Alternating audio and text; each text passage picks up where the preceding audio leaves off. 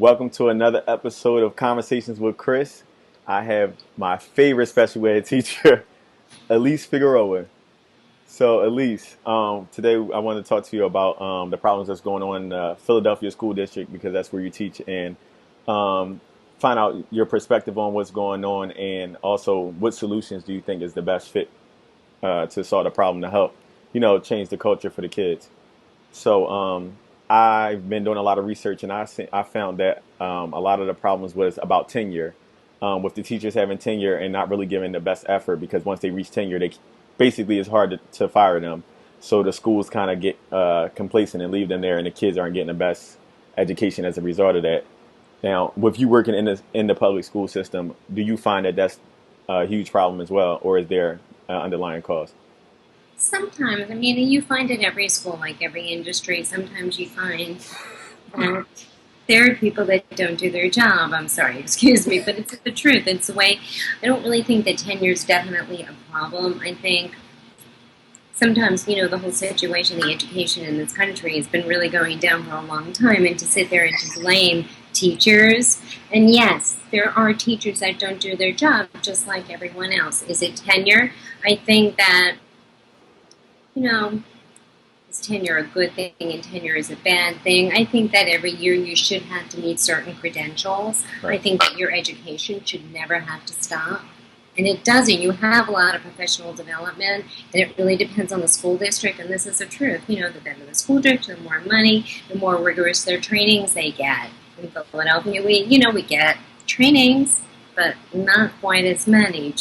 So I think that and nobody has a guarantee in a job, and I understand what everybody is saying that way, but bottom line is when you decide to become a teacher, you know three different things. You know that you're becoming it, most teachers, not all, but most teachers, because it's what you're supposed to be. That's what you feel.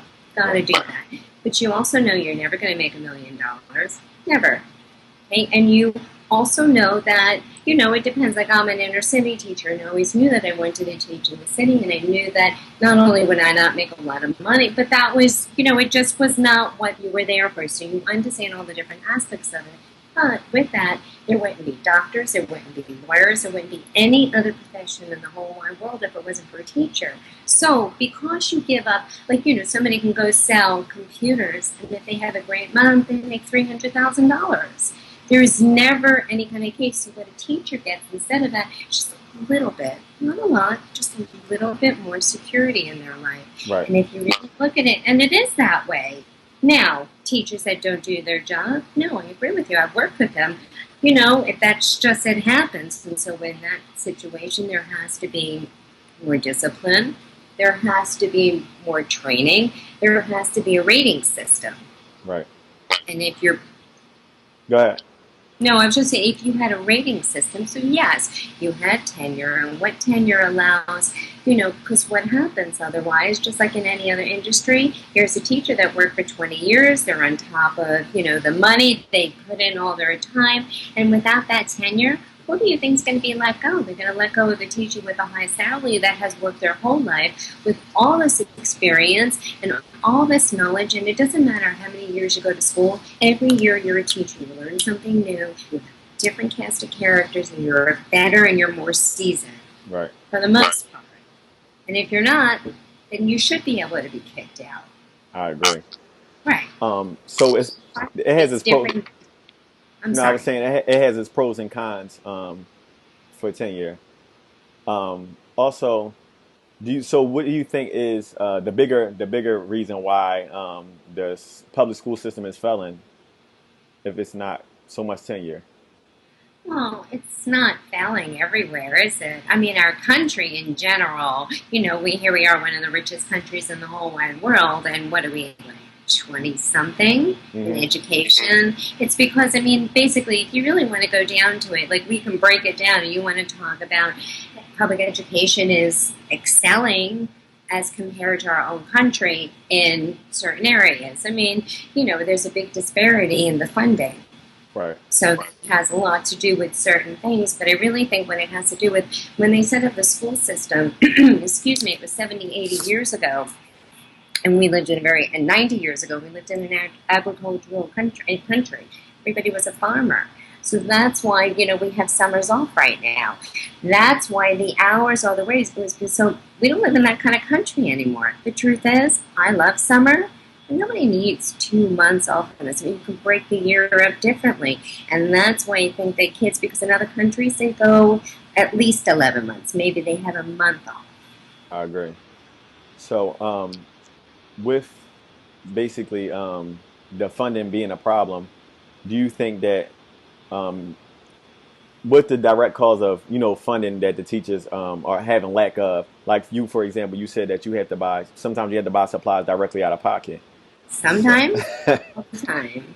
Like I just came back. Today's my first day back at, no students until Tuesday. I have a brand new classes. When I go in, I have nothing. So I just, before came home from work, I had to go to Office Mix because I had to go buy my own paper. You have to have at least a ream of 5,000 yen, in which, so you have to buy your own paper. You have to buy, pencil, everything. There yeah, isn't anything. that's pretty difficult, to be a teacher. Of course, I do believe that you guys are underpaid. I worked with you directly as a teaching assistant in the school, and I know we worked really hard, and neither one of us were getting paid nowhere near what we should have been. So that kind of discourages teachers. Um, a lot of teachers feel like, if I'm not getting paid well, I'm not getting, I guess, being respected for my profession, and then you're not getting funding to help you do your job right. There's a lot of factors that go into, um, being a teacher and how it affects the classroom. Well, that's why there's a shortage today. They can't find it. If I walked into school first day today, 2 positions were filled on Friday. Hmm. Last minute because they just have to. They have to scramble. We still have 2 openings. Right. Hopefully we'll fill it before Tuesday when school starts. But that's what happens right now. Like, you don't want to. My own daughter says to me, I want to be a teacher. I'm like, oh God, it's like, all right, if it's a true calling, go to it later on in life. At least, do something where because it's not even, at this point, teachers aren't even respected. Yeah. It's not. It's like, and what's going to happen is that, the only way I honestly see to fix it, because as generations come, people don't want to, people don't want to be teachers anymore for all these reasons. So if you switch it around, you don't want to worry about tenure. Fine, you don't have to do that. If you sit there, you make the trainings complete, and you pay a teacher a certain amount of money. So this way you get the top echelons, everybody who wants to be it. But now you have this creative think box. You're taking, there's a school in New York, the Home Equity Project. Uh-huh. Have you ever heard of it? I have. That's when, the data that comes in, which I don't believe the data, about standardized data. They don't really show anything. Yeah. If somebody's a strong writer naturally, then they can do very well. If you're amazing at math, you can do very well. But the truth is, so much of the reading is subjective. Hmm. It's not fair. Yeah, I agree. It's just not right. So basically, from my understanding, what I get is if the testing scores are low, the schools get less money to support Mm-hmm. them. So Yes. basically, you kind of stuck in a school system where they pushing teachers to gear the kids to do well on tests, but not really preparing them for to move on.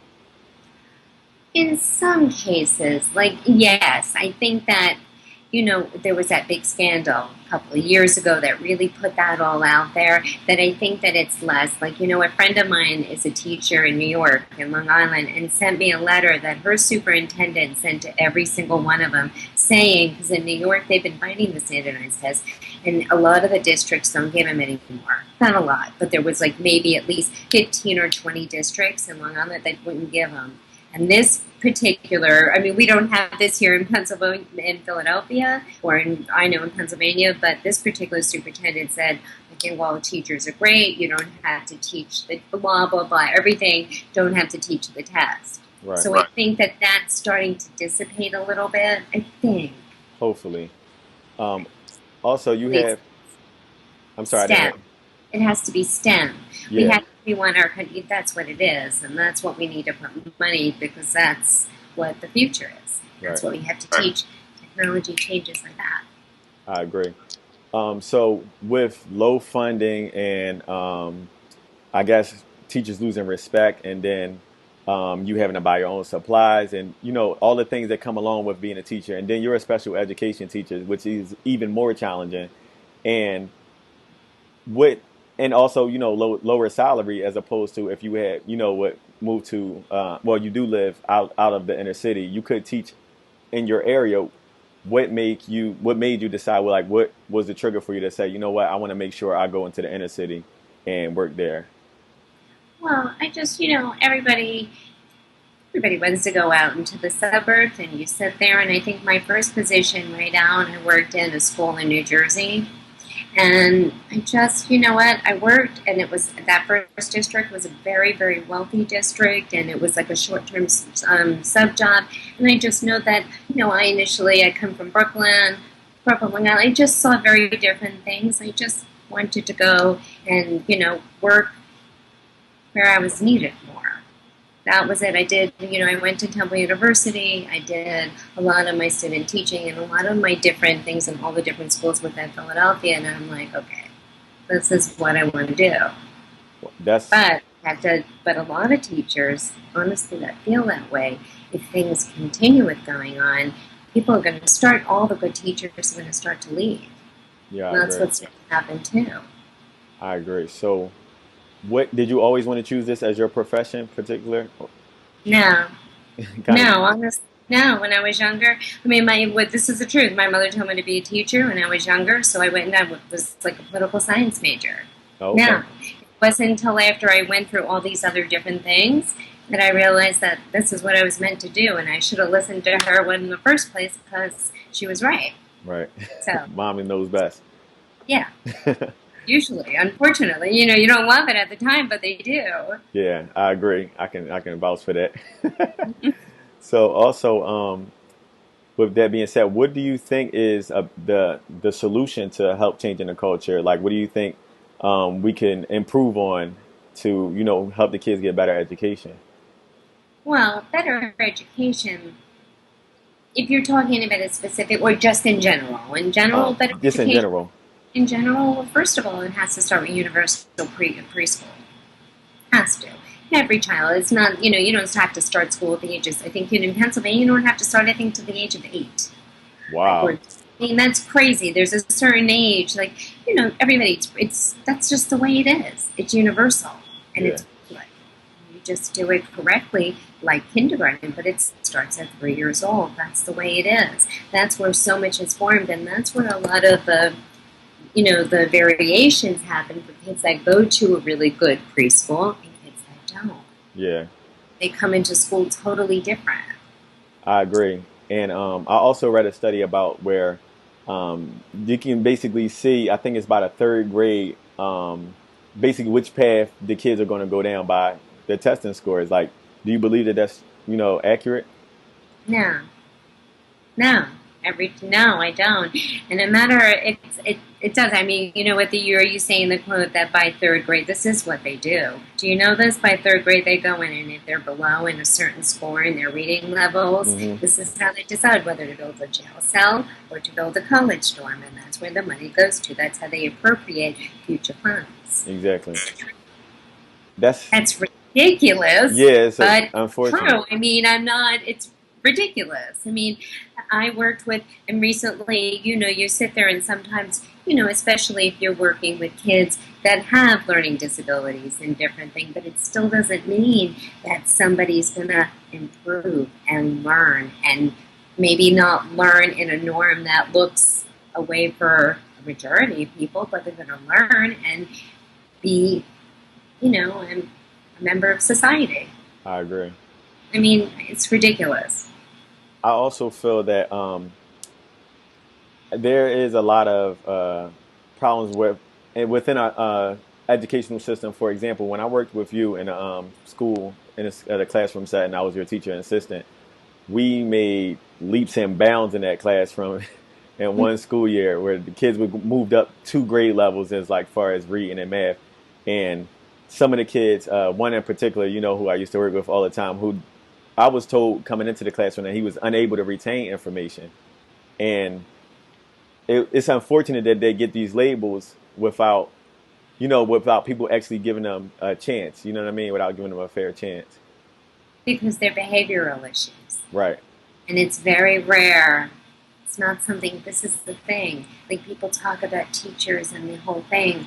You can't teach somebody to understand and be an emotional support behavior teacher. Right. It's you go to school, you can learn all the theories, you can sit there and understand it. But unless it's not about that. You have to go in there. And what I think sometimes people forget in general, just not teachers, is that anything in life is about relationships. Right. You're respectful of somebody, I then agree. it doesn't. Then you can get past any behavior because you're respecting each other. I agree. That's what I aimed to do when we were in the same classroom. I aimed to, build a relationship with the kids. And once I That's the built only a, way to do it. yep. And once I built a relationship with them, they started to, respect us, and you were able to teach. And it was leap and bounds for that classroom. And the next school year, we had our strategy down. We was prepared. And then they moved me out the classroom.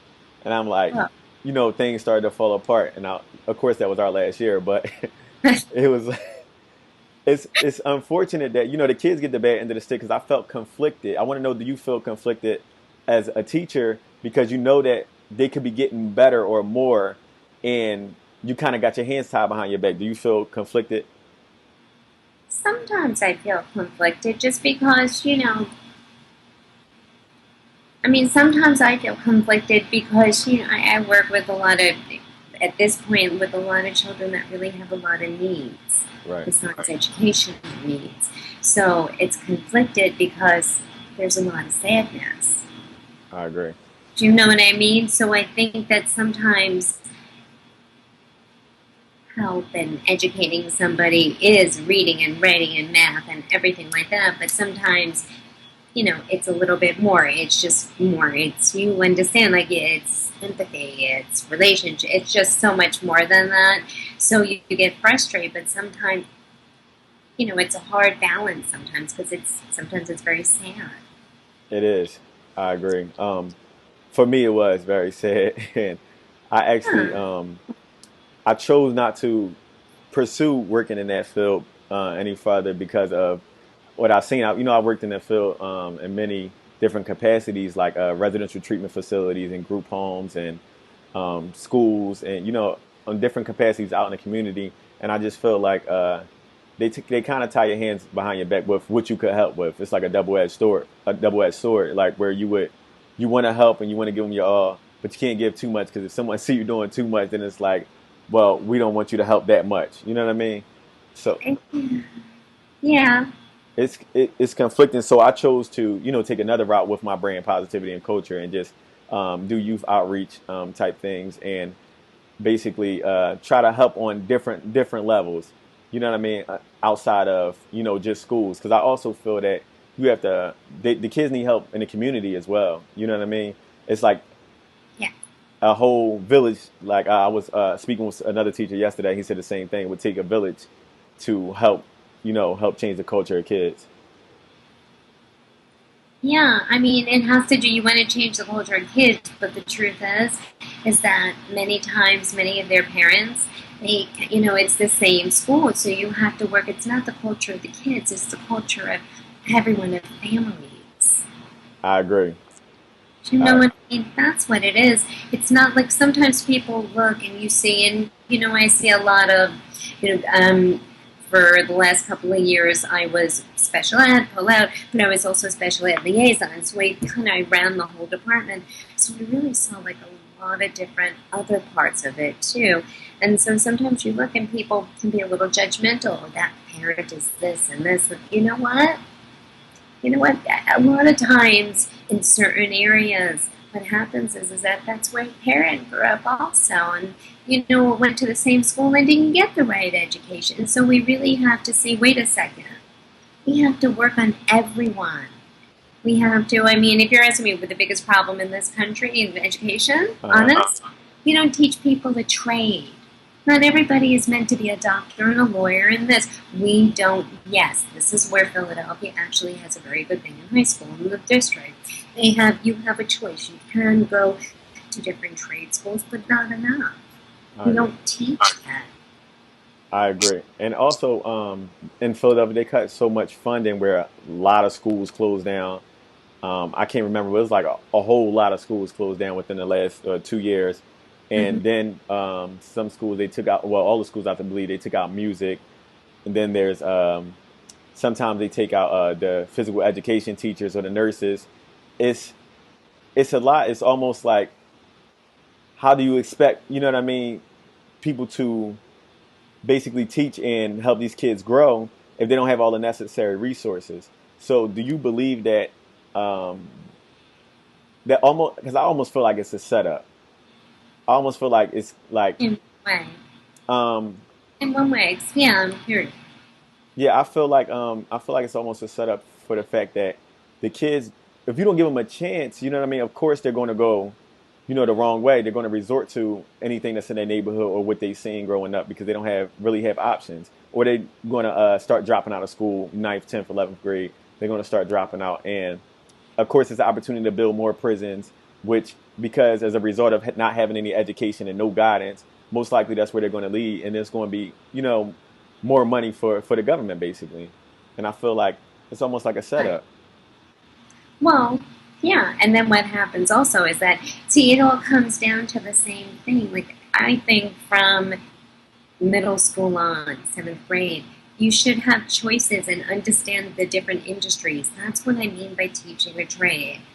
Anybody, it doesn't matter whether you're the smartest person on the, or you're a special ed student or you're not. Sometimes working with your hands is genius. It can be, and we don't teach. We don't give any other options. So sometimes you take kids that come from a very rough, whatever. They don't have the best school, didn't have the best opportunities. But then again, we never really taught them anything. If you go back, our country is built, we're built on immigrants. Hmm. Everybody came over to this country, but before you can come in, you had to have a skill.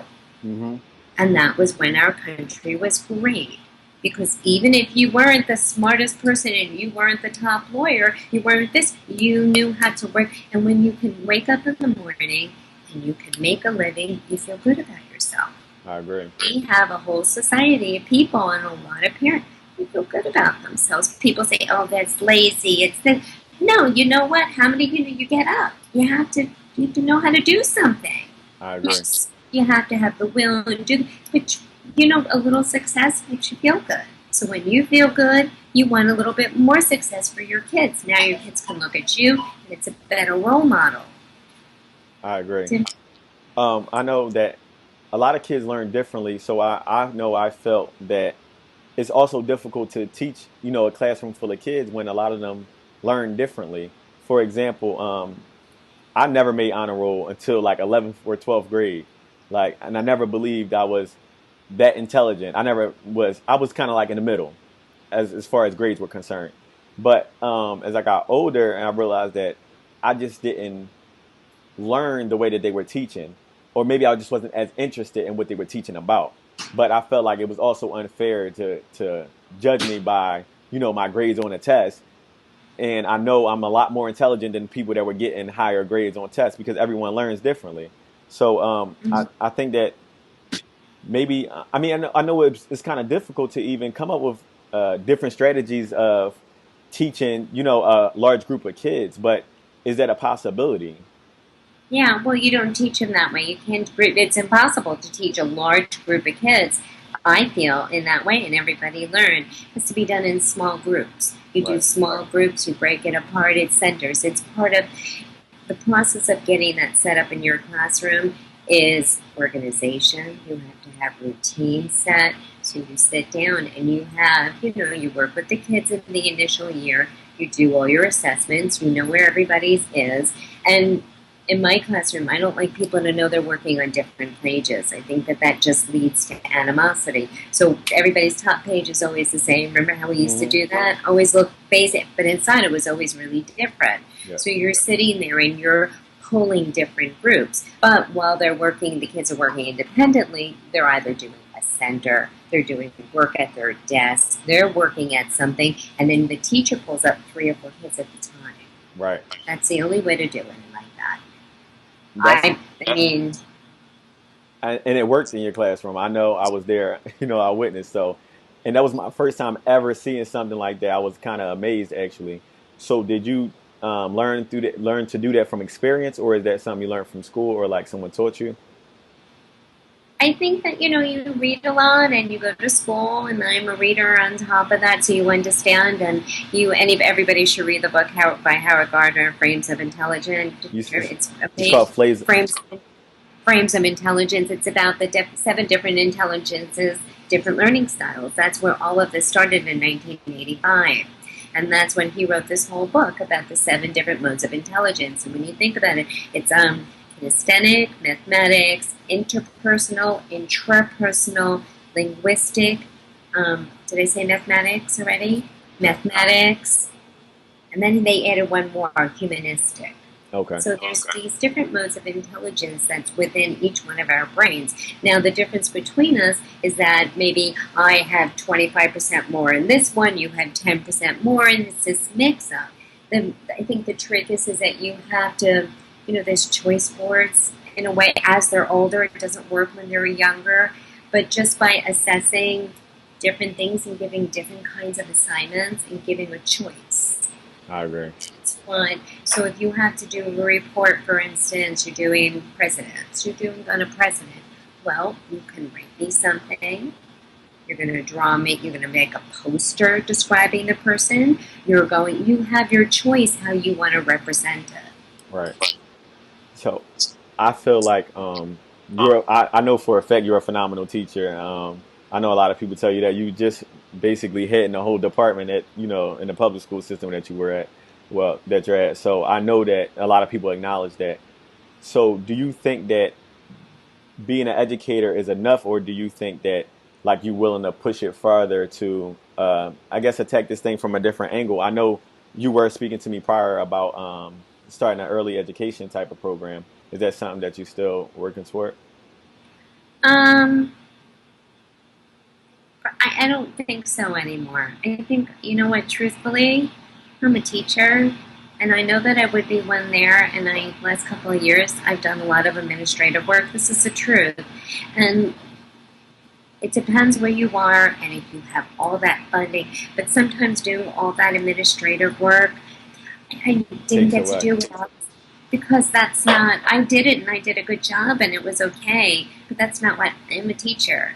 Right. I just want to continue with what I'm doing right now. That's Do you good. know? I Yeah, do, because that's also another huge problem. A lot of people don't stay in their lane. You know what I mean?